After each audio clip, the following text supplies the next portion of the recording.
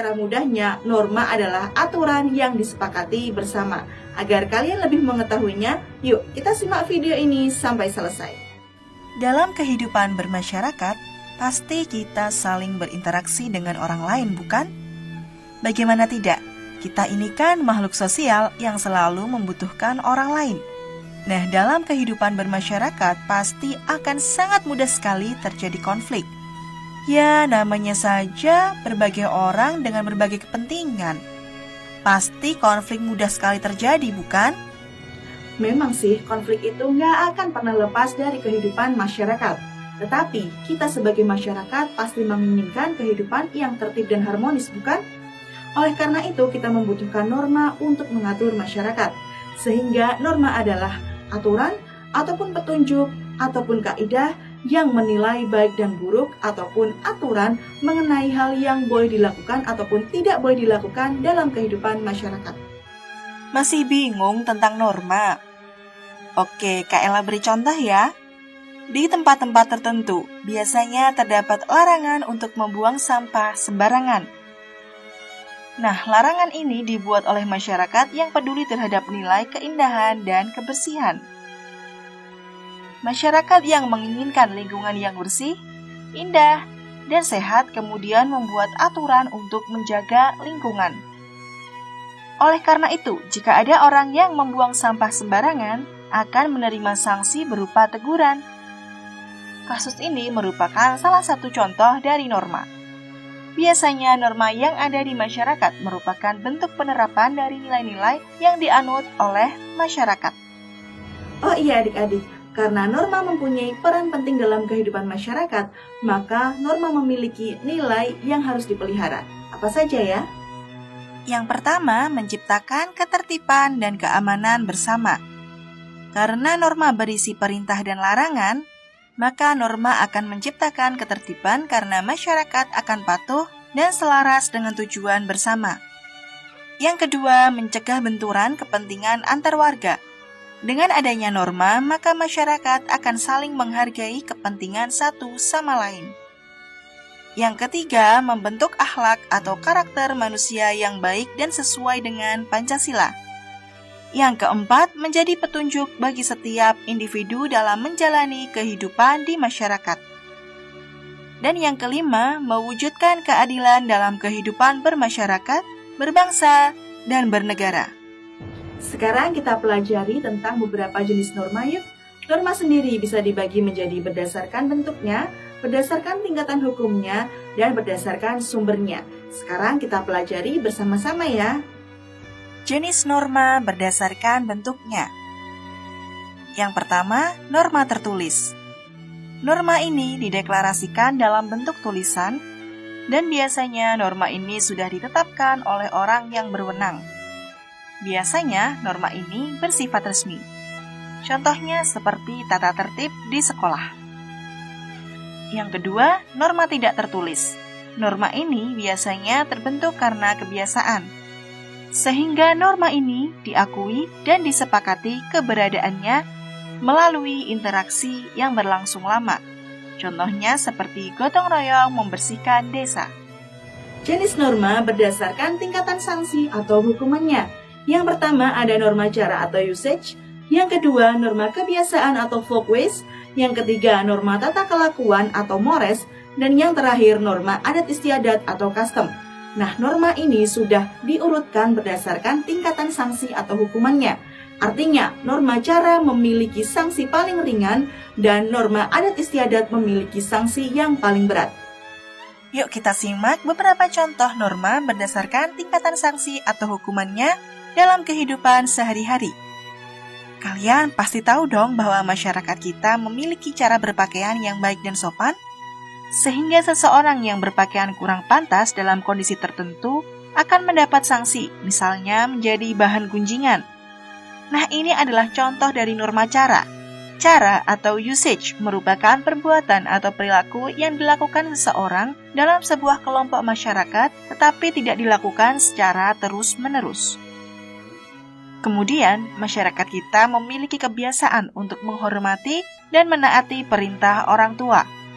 Apabila kita tidak menaatinya, maka kita akan mendapatkan hukuman berupa teguran. Nah, hal ini merupakan contoh dari norma kebiasaan. Norma kebiasaan merupakan perbuatan yang dilakukan secara berulang-ulang dan memiliki tujuan jelas yang dianggap baik atau benar. Selanjutnya, mencuri merupakan salah satu perbuatan yang dilarang. Menurut kalian, mengapa kita tidak boleh mencuri? Yap, benar sekali. Hal ini dikarenakan hal tersebut berhubungan dengan kepercayaan dan keyakinan setiap agama bahwa mencuri merupakan hal yang dilarang. Hal ini sesuai dengan norma kelakuan yang artinya aturan-aturan yang telah diterima oleh masyarakat. Biasanya, tata kelakuan berhubungan dengan kepercayaan atau keyakinan agama. Kemudian, norma adat istiadat merupakan norma yang memiliki sanksi paling berat. Contohnya, seseorang yang melanggar pelaksanaan upacara adat akan dijatuhi hukuman berupa pengucilan dari kelompoknya. Jenis norma berdasarkan sumbernya. Berdasarkan sumbernya, norma ini dibagi menjadi beberapa macam, yakni norma agama, norma kesusilaan, norma kesopanan, dan norma hukum. Norma ini memiliki aturan dan sumbernya masing-masing. Nah, sekarang mari kita ketahui norma berdasarkan sumbernya bersama-sama. Setiap agama pastinya memerintahkan agar para pemeluknya melaksanakan ibadah sesuai dengan perintah Tuhan. Hal ini merupakan aturan yang bersifat mutlak dan harus ditaati oleh setiap pemeluk agama. Apabila ada yang melanggar, maka hukumannya berasal dari hukuman Tuhan. Oleh karena itu, manusia yang beragama wajib untuk melaksanakan norma agama. Sehingga norma agama adalah petunjuk hidup yang berasal dari Tuhan bagi penganutnya agar mereka mematuhi segala perintahnya dan menjauhi larangannya. Misalnya seperti yang dilakukan oleh orang-orang Muslim pada hari raya Idul Adha. Mereka melakukan kurban atau menyembelih hewan-hewan seperti sapi atau kambing dalam rangka melaksanakan perintah Tuhannya. Meskipun setiap agama memiliki aturan dan perintahnya masing-masing, namun kita harus menghargai dan bertoleransi kepada pemeluk agama yang lainnya. Seperti yang dilakukan oleh masyarakat Indonesia yang bertoleransi dan menghargai para biksu yang melakukan tudong atau berjalan kaki menuju Candi Borobudur. Selain norma agama, terdapat pula norma kesusilaan yang berasal ataupun bersumber dari hati nurani. Norma kesusilaan merupakan peraturan sosial yang berasal dari hati nurani yang menghasilkan perilaku ataupun akhlak, sehingga seseorang dapat membedakan sesuatu hal yang dianggap baik dan sesuatu hal yang dianggap buruk. Bagaimana sih contohnya? Yuk kita simak contoh berikut ini bersama-sama. Akhir-akhir ini, di media sosial seperti TikTok maupun Instagram, banyak sekali muncul konten peduli terhadap orang yang sedang kesulitan ekonomi. Hal ini menjadi salah satu contoh di dalam norma kesusilaan. Karena biasanya kita akan membantu saat melihat orang yang kesusahan. Norma kesusilaan merupakan peraturan hidup yang berasal dari dalam hati nurani setiap orang yang diyakini sebagai pedoman dalam hidupnya. Bentuk pelanggaran kesusilaan merupakan pengingkaran terhadap hati nurani.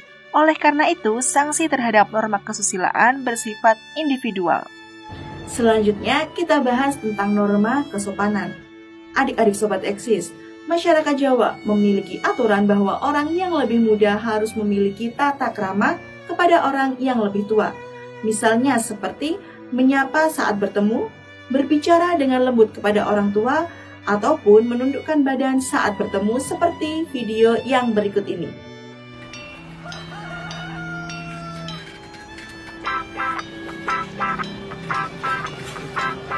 Jelangkung, Mbak. Oke, Mbak.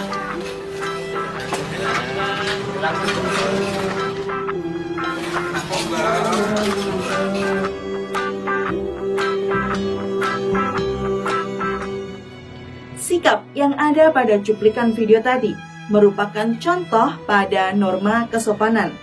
Norma kesopanan merupakan norma yang berhubungan dengan pergaulan manusia dalam kehidupan sehari-hari. Norma kesopanan bisa disebut juga sebagai sopan santun ataupun tata krama. Terakhir, kita bahas tentang norma hukum.